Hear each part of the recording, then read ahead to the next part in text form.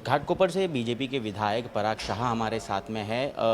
कल एक video viral हुआ था जिसमें एक रिक्शा ड्राइवर को उन्होंने थप्पड़ मारा था, जिसको लेकर विपक्ष काफ़ी आक्रामक हो गया है और वो खुद यहाँ पर हमारे साथ है सफाई देने के लिए कि आखिरकार हुआ क्या था पराग जी। क्योंकि एक रिक्शा ड्राइवर अगर नियमों का पालन नहीं करता तो उसके लिए रूल्स रेगुलेशंस होते हैं, लॉ होता है।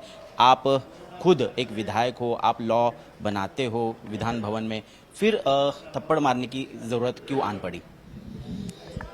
देखो, सबसे पहले तो मैं जो विरोध पक्ष के जो लोग भी आक्रामक हुए हैं, मैं उनको भी पूछना चाहेगा कि भाई क्या आप सपोर्ट करोगे? इसका मतलब ये है कि वो लोग रिक्शा चालक जो अपनी दादागिरी कर रहे हैं, गुंडागिरी कर रहे हैं,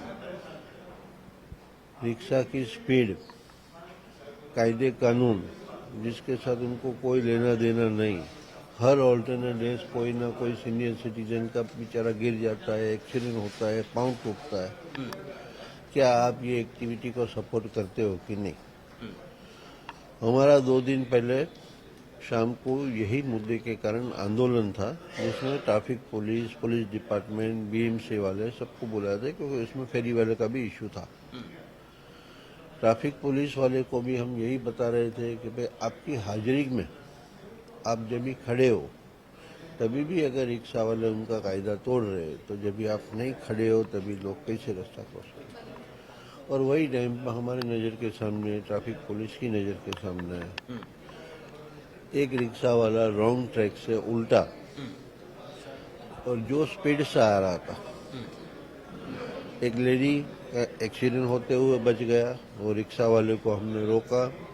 रिक्शा में पैसेंजर लेडी बैठी थी, वो भी बता रही कि भाई मैं इसको कब का बोल रही हूँ कि ऐसा रिक्शा मत चलाओ, रॉन्ग ट्रैक से मत चलाओ, पर ये सुनने को तैयार नहीं। उसके बावजूद भी रिक्शा वाले को कोई फैसिलिटी नहीं था, कुछ नहीं था कि भाई यहाँ चलो मेरी भूल हो गई है।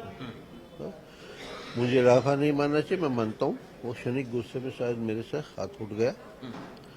पर जो मीडिया में दिखा रहे कि उसको 12-15 लाफा मारा, वो उसको एक लाफा मारा हुआ था, कोई 12-15 लाफा मारा हुआ नहीं था। पर वही का वही चीज को ये लोग रिपीट किए जा रहे हैं।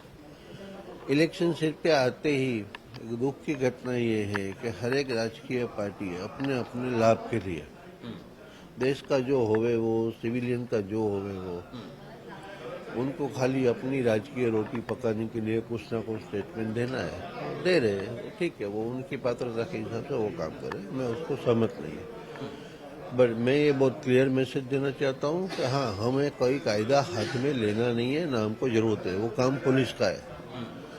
बट पुलिस अगर वो काम नहीं कर रही है और लोग कायदे तोड़ रहे हैं, तो मैं आपको भी यही सवाल पूछता हूँ कि क्या मौन रहना सिटीजन का काम है कि उसके हक का काम करना है? वो आप सोच रहे हैं। आप खुद संवैधानिक तरीके से वहाँ पर प्रोटेस्ट निकाल रहे थे लोगों के साथ। अब आप बता रहे हैं कि लोगों को मौन तो नहीं रहना चाहिए, तो क्या हाथापाई करनी चाहिए, कानून हाथ में लेना चाहिए? कानून बनाने का काम आपका है कि कानून तोड़ने वाले को कानून तोड़ के ही उसको सबक सिखाना आपका काम? देखो, कानून बनाना हमारा काम है, कानून को निभाना हमारा और हर सिटीजन का काम है। पुलिस डिपार्टमेंट का भी काम है, म्यूनिसिपल कॉरपोरेशन का भी काम है।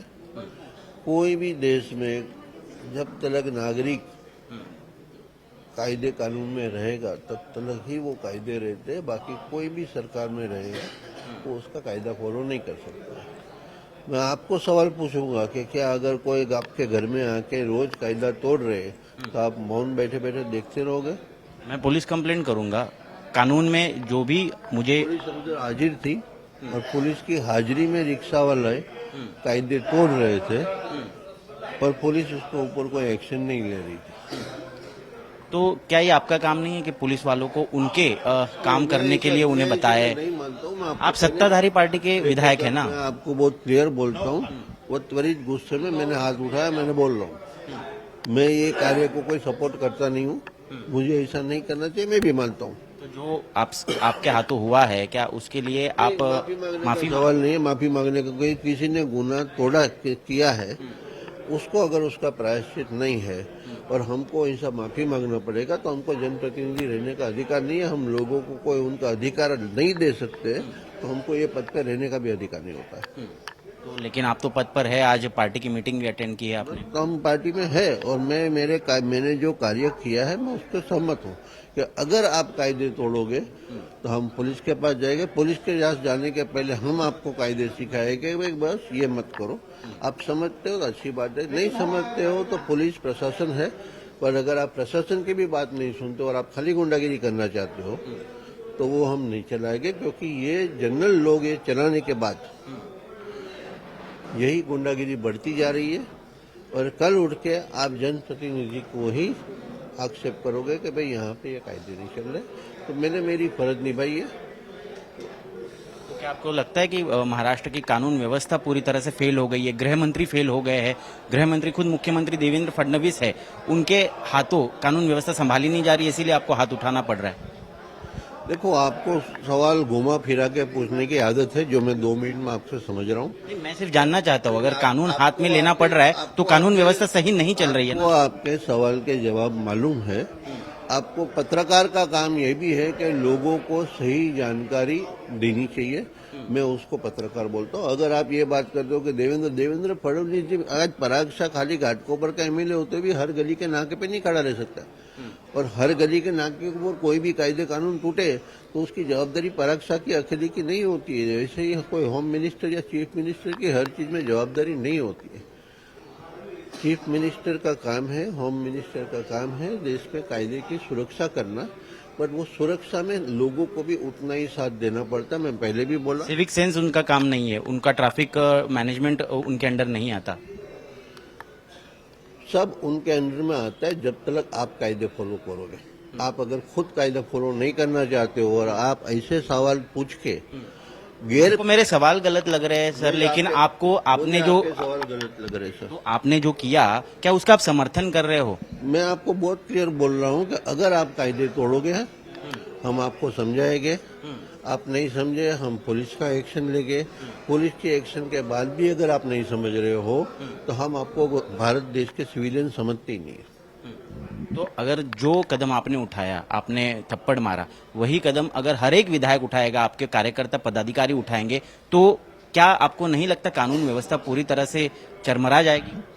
हो सकता है कानून व्यवस्था अगर चरमराई होगी, अगर लोगों को उनके बेसिक फायदे, उनके जो सिविल राइट्स भी अगर हम नहीं दे सकते हैं, क्योंकि हम ऐसे ही बस हमारा पत्रकार का काम है उल्टा सवाल पूछना।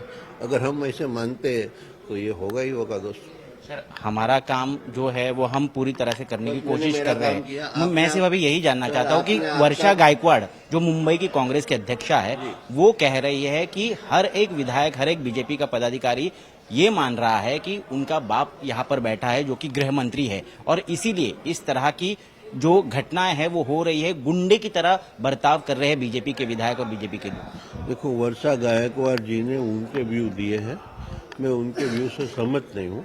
वो मेरे से सीनियर है, मेरे को उनके बारे में कोई कमेंट नहीं देना है। वो उनका व्यू दे रही है तो उसमें मेरे को मैं उसमें कोई जवाब नहीं दे सकता। उनका व्यू क्या है, बट अगर किसी ने कुछ किया तो बस ये कायदे बन गए, ऐसे तो आपको भी मालूम है, उनको भी मालूम है, मुझे भी मालूम है, लोग भी जानते हैं। अगर आप जनप्रतिनिधि के पास कार्य की आशा रखते हो तो मैं सभी जनता को ये विनती करूंगा कि खाली जनप्रतिनिधि के पास कार्य की आशा मत रखो, उसको साथ सहकार भी दो।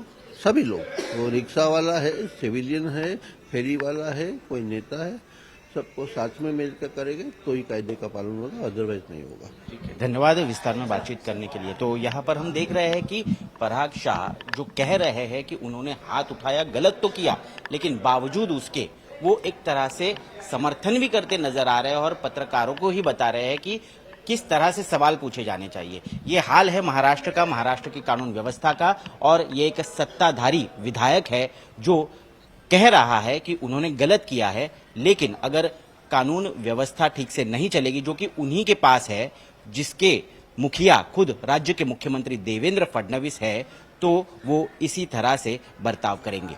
कैमरा पर्सन आशीष धामापुरकर के साथ ऋत्विक भालेकर, मुंबई आज तक।